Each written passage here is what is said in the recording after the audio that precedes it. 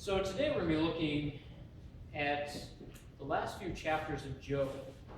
So today's message is called For the Beauty of the Earth, and it was something I was thinking about as I was actually reading Psalm 19, which is another one that I was thinking about preaching of. But I was thinking about this story of Job and the way that it ends the last few chapters. So just a brief summary of the beginning parts of Job, because we'll be starting in chapter 38. So Job is a man that worshiped God, that loved God, that in the King James it says that he was perfect, but that means that he was complete. He was somebody that worshiped God. It's believed that he lived around the same time as the patriarchs like Abraham, Isaac, Jacob, and that same kind of time period.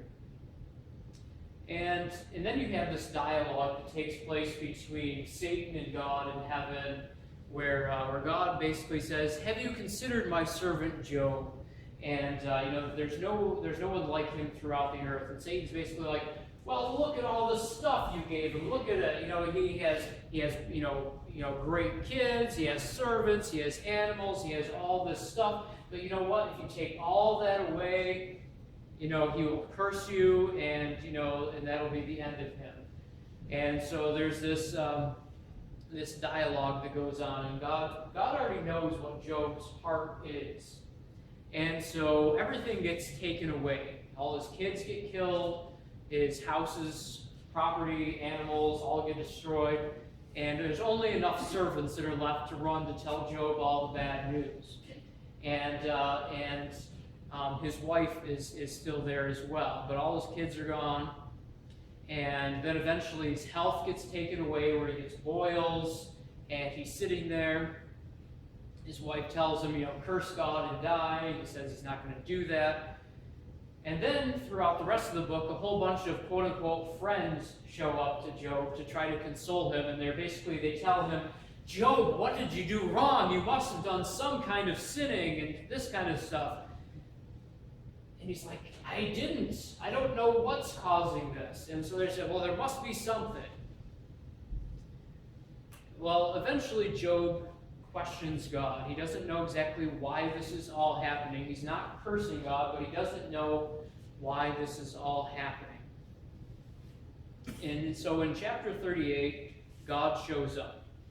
Now, the interesting thing is, God never actually answers Job, but he tells him, he comes to Job. So I'm going to be reading from the New Living Translation today.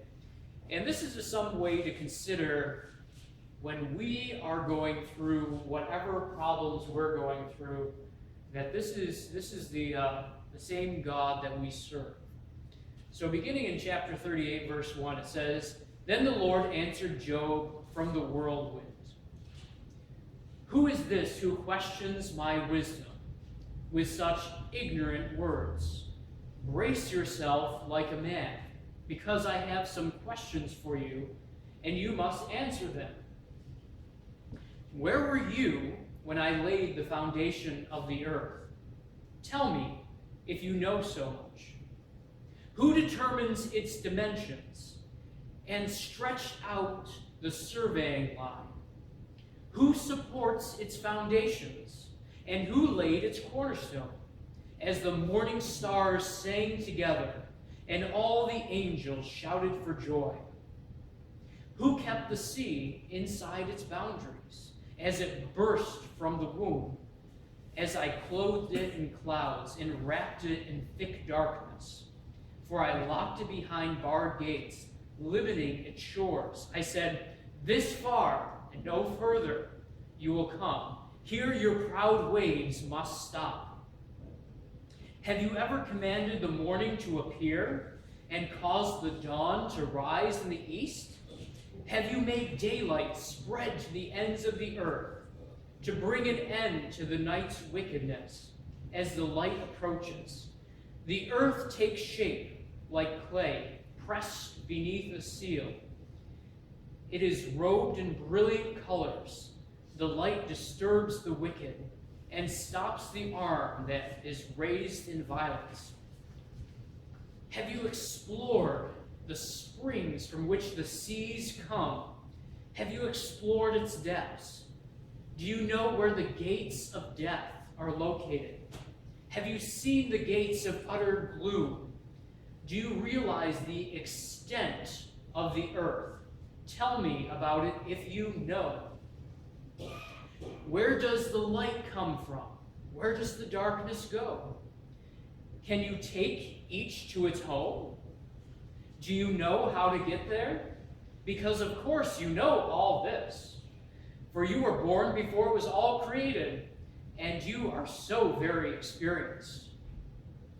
Have you visited the storehouses of snow, or seen the storehouses of hail that I have reserved them as weapons for the time of trouble, for the day of battle and war? Where is the path of the source of light? Where is the home of the east wind? Who created a channel for the torrents of rain? Who laid out the path for the lightning? Who makes the rain fall on barren land, in a desert where no one lives? Who sends rain to satisfy the parched ground, and makes the tender grass spring up? Does the rain have a father? Who gives birth to the dew? Who is the mother of the ice? Who gives birth to the frost from the heavens?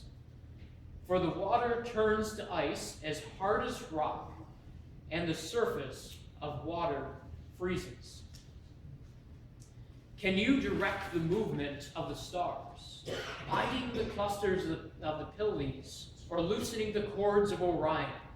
Can you direct the constellations through the seasons, or guide the bear with her cubs across the heavens? Do you know the laws of the universe? Can you use them to regulate the earth? Can you shout to the clouds and make it rain?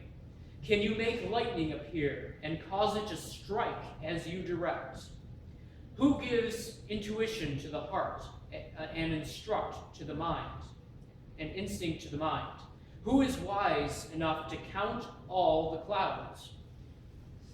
Who can tilt the water jars of heaven when the parched ground is dry and the soil is hardened into clods? Can you stalk prey for the lioness? Can you satisfy young lions' appetites as they lie in their dens or crouch in the thicket? Who provides food for the ravens, for their young cry out to God and wander about in hunger? Do you know when the wild goats give birth? Have you watched as deer are born in the wild? Do you know how many months they can carry their young? Are you aware of the time of their delivery? They crouch down and give birth to their young and deliver their offspring. To their young grow up in open fields, then leave home and never return. Who gives the wild donkey its freedom? Who untied its ropes? I have placed it in the wilderness. Its home is in the wasteland. It hates the noise of the city and has no driver to shout at it. The mountains are its pasture land, where it searches for every blade of grass. Will the wild ox consent to being tamed? Will it spend a night in your stall? Can you hitch a wild ox to a plow? Will it plow a field for you? Given its strength, can you trust it? Can you leave and trust the ox to do your work? Can you rely on it to bring home your grain and deliver it to your threshing floor? The ostrich flaps her wings grandly, but there are no match for the feathers of the stork. She lays her eggs on the top of the earth, letting them be warmed in the dust. She does not worry that the foot might crush them, or that a wild animal might destroy them. She is harsh toward her young, as if they were not hers. She does not care if they die, for God has deprived her of wisdom and has given her no understanding. But whenever she jumps up to run, she passes the swiftest horse with its rider. Have you given the horse its strength? or clothed its neck with a flowing mane? Did you give it the ability to leap like a locust? Its majestic snorting is terrifying. It paws the earth and rejoices in its strength. When it charges out in battle, it laughs at fear and is unafraid. It does not run from the sword. The arrows rattle against it.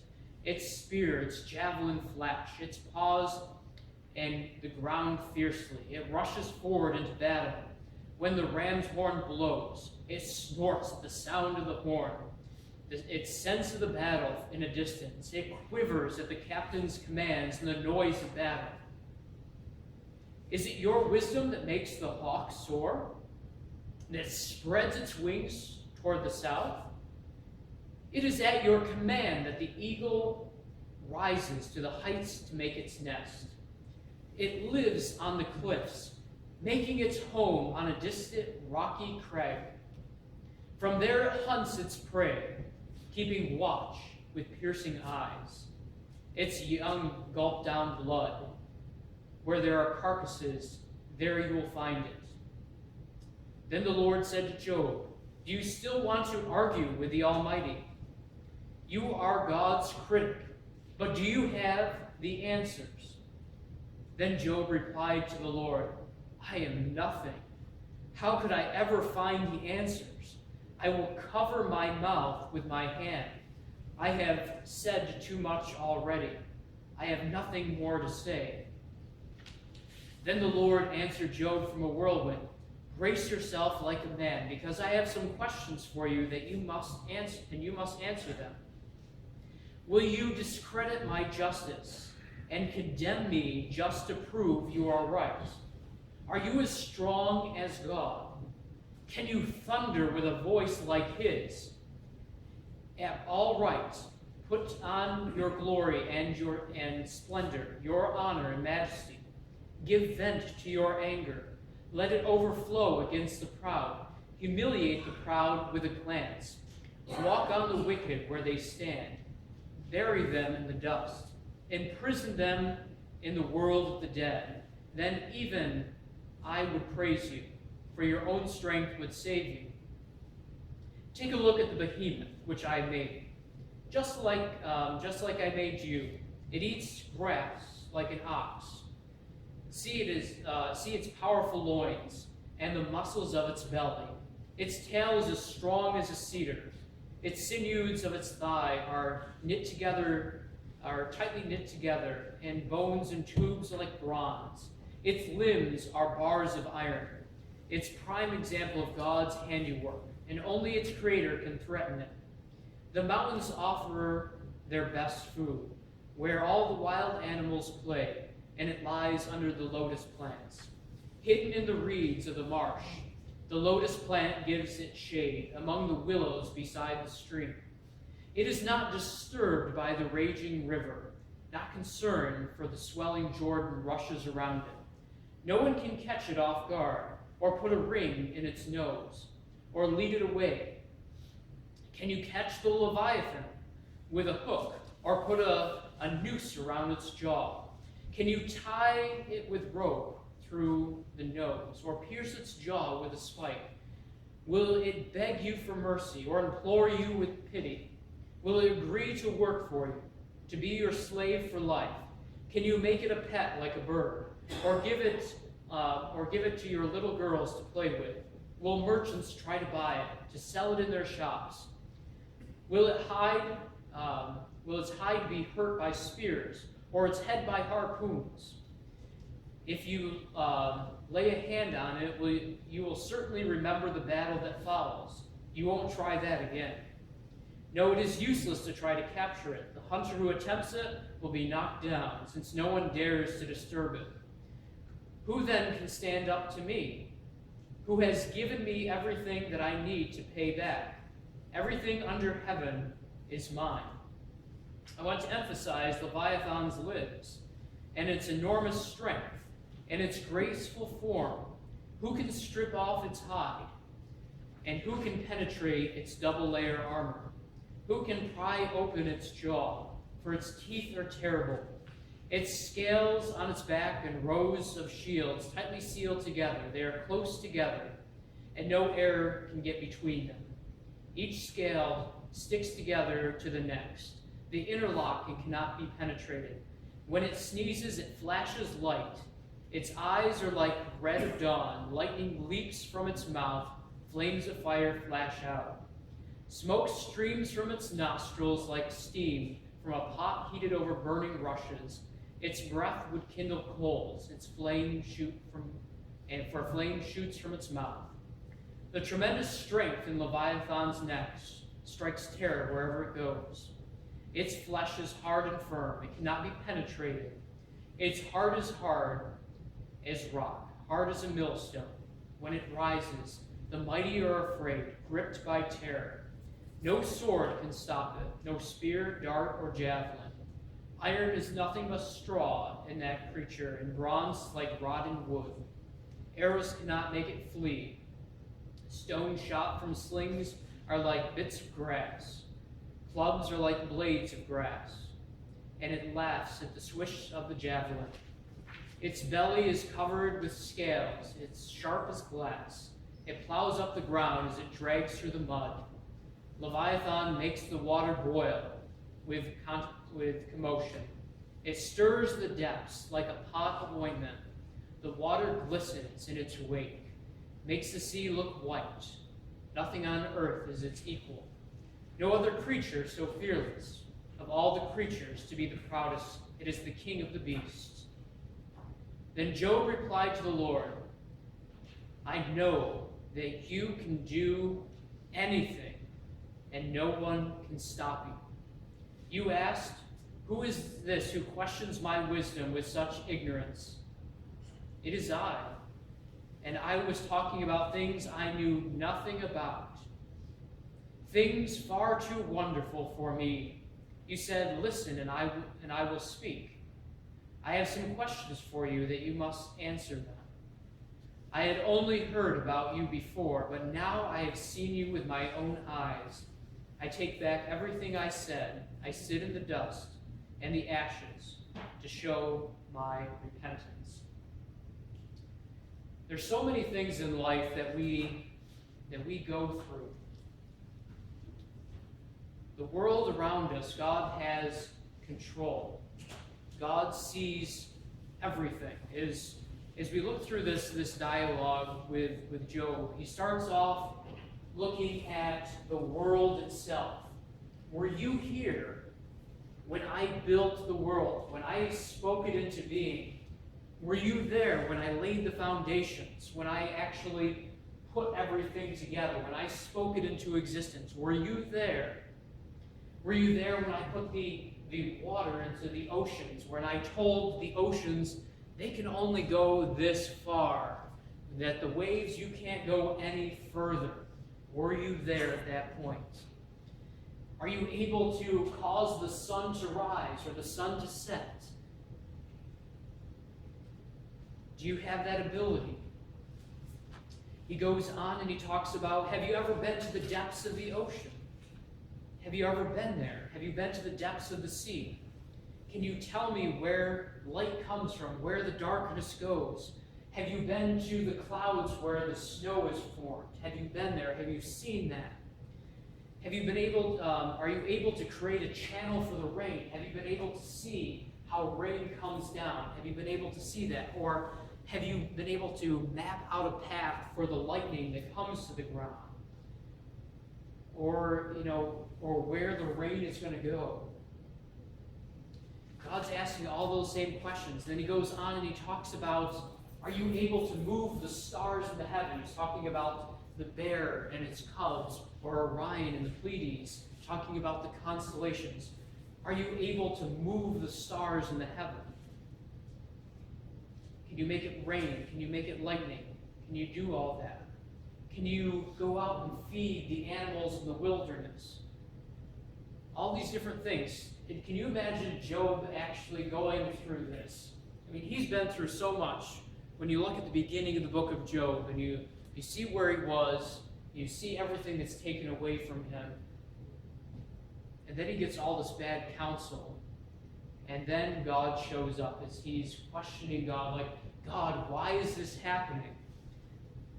And so often, God doesn't give the answer, but he says, hey, if I can orchestrate all this, don't you think I'm taking care of you as well?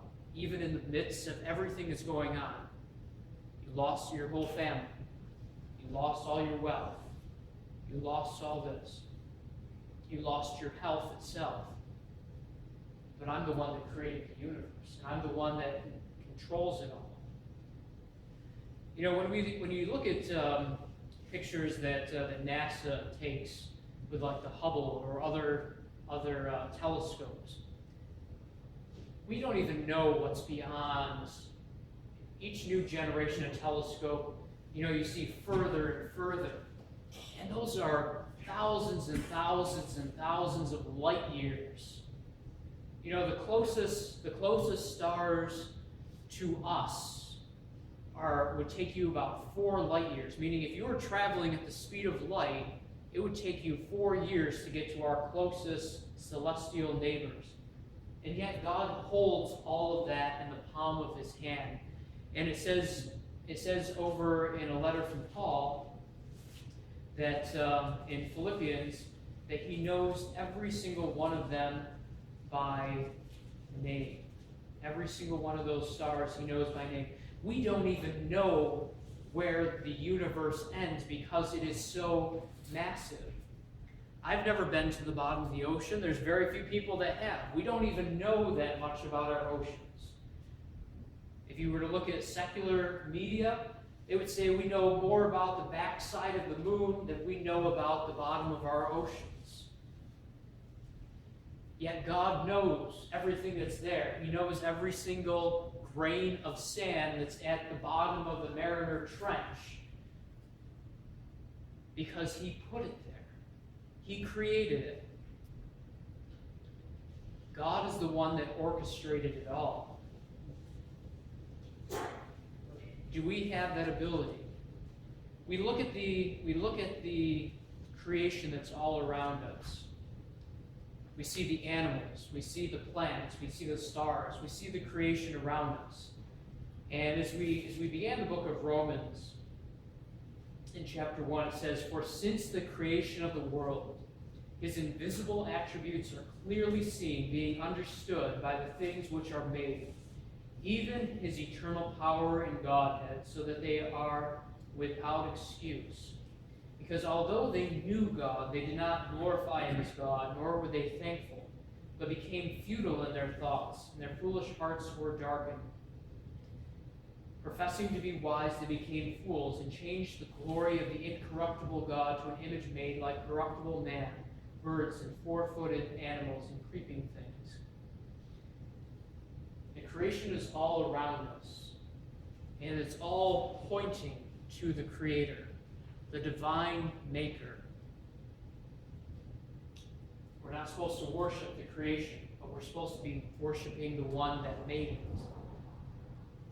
Just like this scenario that went on with Job, where God is asking him, "Job, do you have understanding?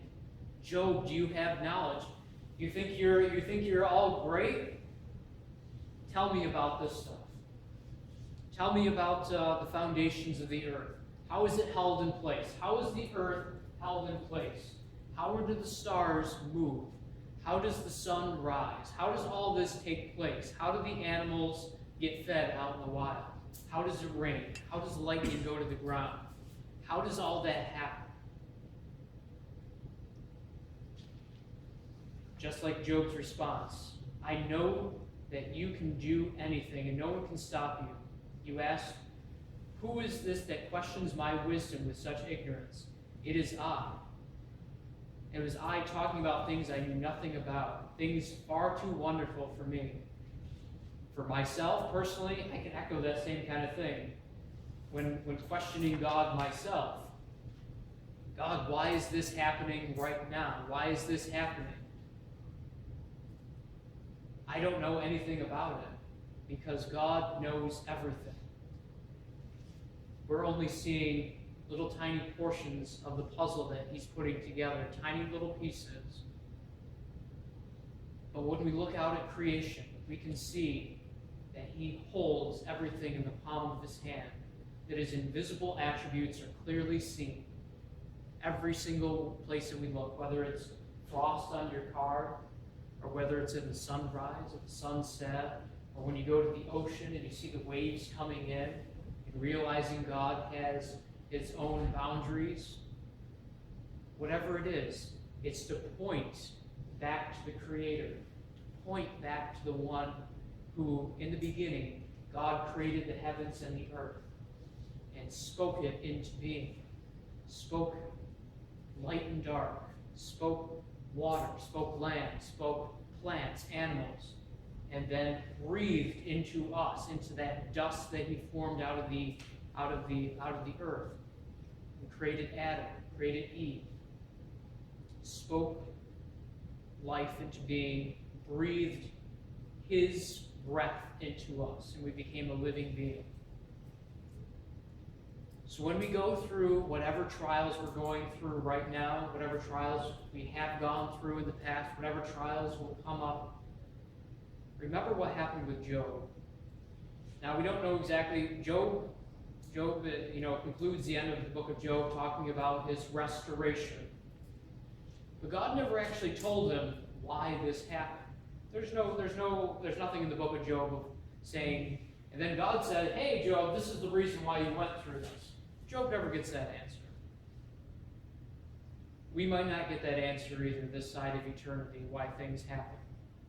But will you trust God, the one that holds the stars in the heaven, the one who created the foundations of the earth, in those times of trials, whatever they might be, to get you through it one way or another?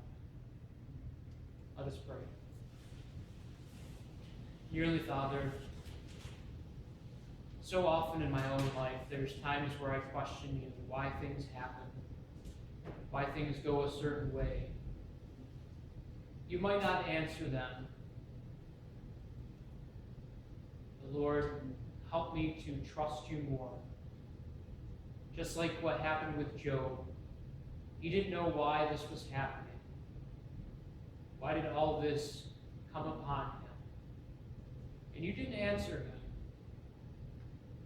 But you asked him to answer some questions. Lord, when we're ever in the midst of whatever might be going around, help us to remember that you're in control of it all. That Jesus Christ is the same yesterday, today, and forever.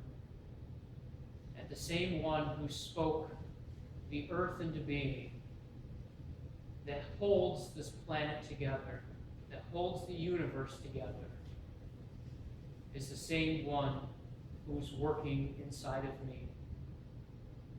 We may not know the answer of why things happen. We might not know the side of eternity. But there is a reason why you're doing it.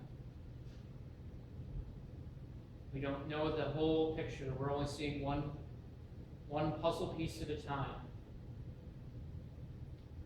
But Lord, help us to continue to trust you, the God of the universe, and the God who came down to earth in the form of Jesus Christ to reconcile us to your Father.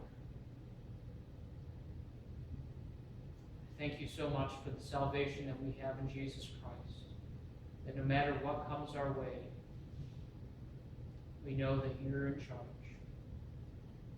And it's in Christ's precious name I pray.